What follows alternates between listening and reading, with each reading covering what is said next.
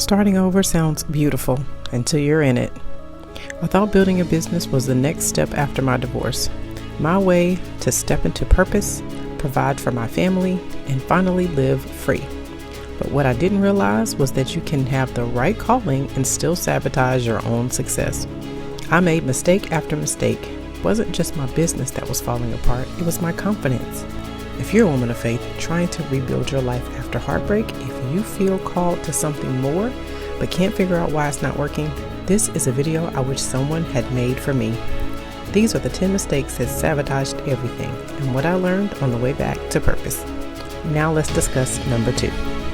The next mistake that I made was I did not build trust. That was something that I heard a lot when I was doing my research on things about how to build a business, things about, how to sell products, how to market, how to advertise. That's something that came up a lot, is building trust. But when I was researching it, the ways that they were explaining it was to get on social media and respond to comments, or to post to social media every day, or to do things like that. And in most cases, it was talking about things like Instagram or things like Facebook and things like that. And to me, that's not me. That's not my personality. I don't want to post pictures. I don't want to, write out a bunch of content every day. Like, those are things that, when I imagined doing them, I imagined it just being a ritual, it just being something I'm doing to try to get sales. And I didn't want to do that. And so I felt like, there has to be a way around doing this, right? There has to be a way to get my brand out there and sell my products without having to, respond to comments every day. Some people were talking about getting on Reddit and responding to comments on there and things like that. And it just seemed like a lot of work. And it seemed like, if I did that, it was just going to be, I'm just doing it to check a box and try to sell products. And I just didn't want to do it that way. But I did not have an alternative. I just was like, I'm just not going to do that. And so what I tried to do instead was I tried to just hire people to sell my products, to market them for me, to advertise them for me, to do pay-per-click ads and things like that. And of course, that did not work. And there's a saying that says that in order for people to buy from you, they have to know, like, and trust you. So we'll talk about that in a minute, but for my brand, I sell personal development products, right? So these are products where I teach, and these are products where I, do Bible studies, and everything I do is faith-based, and it's supposed to be biblically sound and things like that. Well, in order to sell those products, my customers have to trust me, right? They have to trust that I know what I'm teaching. I'm not teaching heresy. They have to trust that what I'm teaching is actually faith-based. And they have to trust that the products that they're going to purchase from me are products that are going to actually be able to help them with their problem. So in order for them to be able to make those decisions and know those things, they need to be able to trust me. And so that's the mistake I made, is that if you're selling a toothbrush or a keychain or something like that, people don't have to know, like, and trust you as much. They can see the product and say, this product looks like it's sturdy, it looks like it's good quality, and it looks cute, and I'll buy it, right? So when you're selling personal development products, that's completely different, right? They're not going to buy your product based on how pretty it looks. They're not going to buy your product based on, if they think it's good quality. They're going to buy the product based on if they think it can help them and if they trust the person that wrote it. And so when I was researching information on how to build a business and things like that, I didn't realize that there is a huge difference between selling physical products and selling personal development products, especially in a faith-based niche. So now I have learned from my mistakes that, you can't skip that factor of building trust with the customers. However, I still am not okay with, Facebook and Instagram and things like that. So that's why I'm doing YouTube, because YouTube, I'm already a teacher. I already teach on video. So that's not something that's foreign to me. That's not something that I would be doing just because I'm trying to sell something. That's something that I enjoy, and that's something that I would be doing anyway. And so for me, that was something that, okay, I can do this and it not feel fake. I can do this and it not feel like I'm trying to take advantage of someone or scam someone or just trying to get something from them, right? That's one of the reasons why the Lord told me to focus on YouTube, because he knew that that would be the best fit for my personality to be able to market my brand. So that's the first thing. So remember, we were talking about know, like, and trust. So for me, to know someone, it means that they know your brand, they know what you're selling, they know that you are selling, right? And so for me, that means that you have to have a conversation with those people. So when I was doing that research and they were saying, respond to comments on Reddit, respond to comments on Facebook and things like that, what they were trying to say is that the more you engage with a particular group of people, the more they will get to know you based on the conversation you're having with them, right? And so I needed a way to still have that same concept of having a conversation, but just not do it in a way that is fake or phony or just trying to make sales, right? And so that's one thing you have to do. You have to find a way to get your brand out there, but that does not mean you just put it in front of everybody, right? It's like if you're wanting to meet someone on the street, you're going to not just, run up to them and say, hey, you want to buy something, right? You're not going to do that because you're going to annoy them, right? But if you are just happen to be doing the same thing and you guys strike up a conversation and you realize that, we have a lot in common. Now this person trusts you. Now they know you, or they feel like they know you. And now they're more likely to, listen to what you have to say. And so it's the same thing, is that you're trying to build a relationship with your customer, but in a way that doesn't feel like it's a chore to you, right? And that was the mistake that I made, is that I didn't know how to do that in a way that didn't feel fake or phony or slimy, right? And so that's one of the reasons why I'm doing YouTube, because that is a way that I say, okay, I can do that, but it doesn't have to be in a way that feels superficial or phony. Okay, the next thing is that customers have to like you. And so in my case, it means that they feel like I'm somebody that understands them. They feel like the way that I teach is a way that they can be able to, actually receive help, to actually, learn what they need to learn and get the information that they need. And so they have to like me as a person, because I'm the teacher, right? I'm the one making the products. I'm the one writing the books. I'm the one, making the worksheets. I'm the one, teaching the courses, right? So if they don't like me as a teacher, then they're not going to like my products. And so because it's, again, personal development products, they're going to have to learn to like me.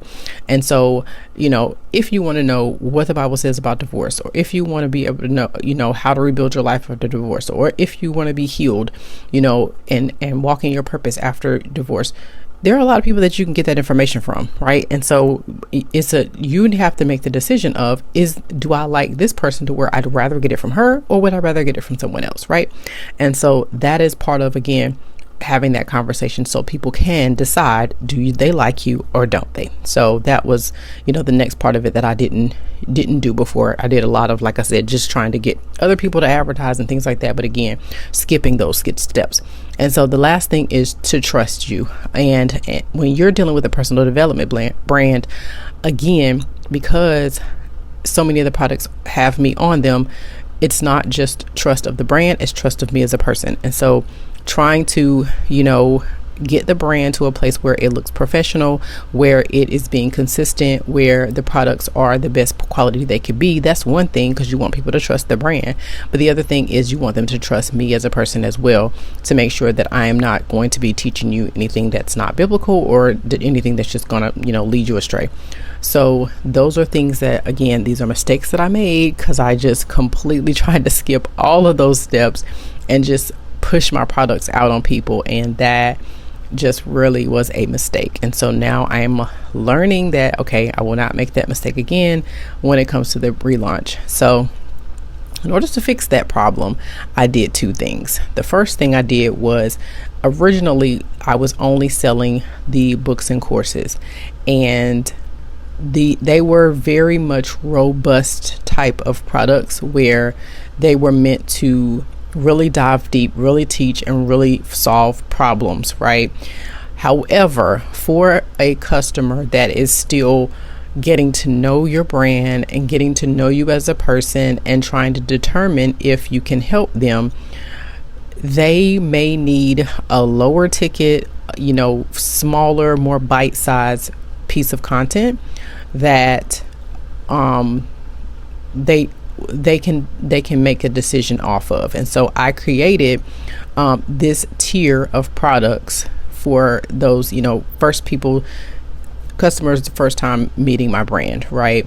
So that they are lower priced items. They are meant to help with one particular problem instead of, meeting the entire, fixing the whole situation where the way that my courses are, and they're just meant to just be bite-sized, just fix one thing, and for the people to kind of decide, okay, is this something that I want to proceed with and invest more in, or is this something where I feel like, I want to move on and see if I want to work with someone else and buy products from somewhere else.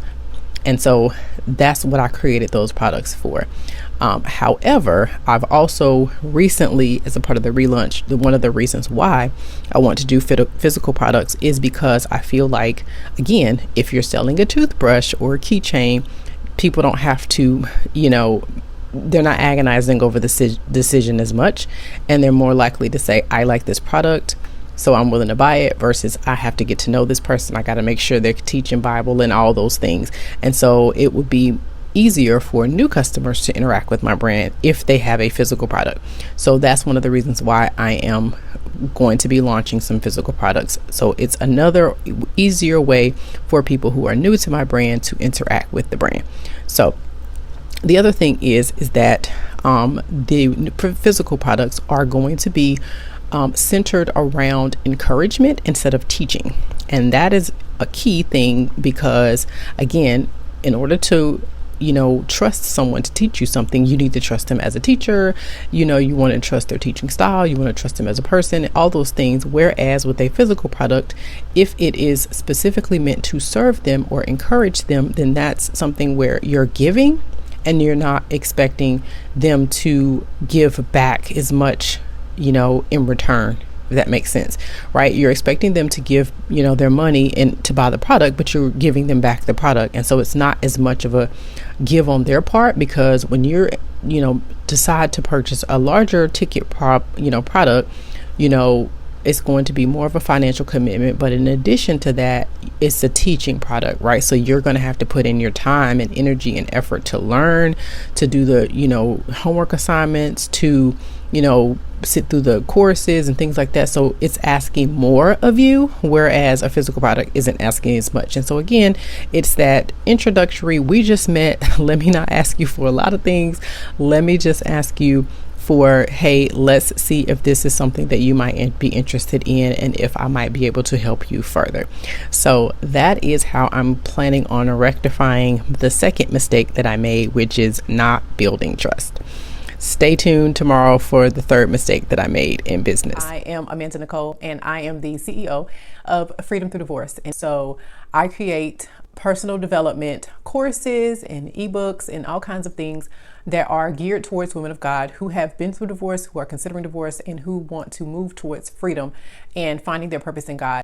So what is Freedom Through Divorce? Well, Freedom Through Divorce is actually an online school full of personal development courses for women of God who have been through divorce or who are considering divorce. Anyone who has had to deal with divorce understands that it is extremely difficult. There are so many balls that you have to juggle. Will the children be okay? Is this something that God is going to be okay with? How does it affect my relationship with God? How am I going to learn how to be independent as a new single person or a new single mom? And there's so many things you have to consider. And as a Christian, there are just so few resources out there to help you understand how to navigate those things. So this is a school that really goes from considering divorce and understanding God's views on divorce, when it's acceptable, when it's not acceptable, and understanding that there are so many more cases where God sees divorce as acceptable than what is normally taught out there. And it does it in a way that is not condescending, that's not judgmental, that is just giving you the information from God's heart.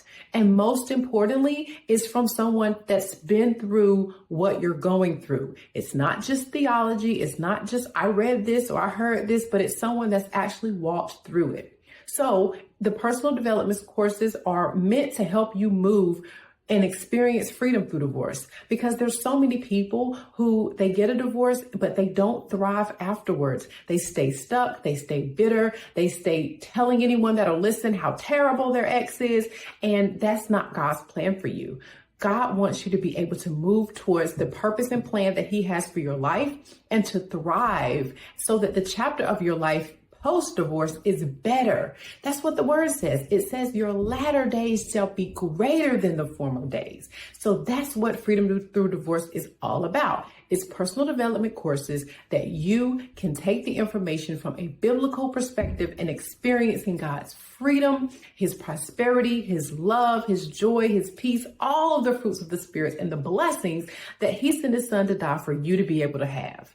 Just because you've had to go through a divorce does not mean that you are negated from the promises that God has for you. So that's what freedom through divorce is. If you're interested in learning more, visit our school today.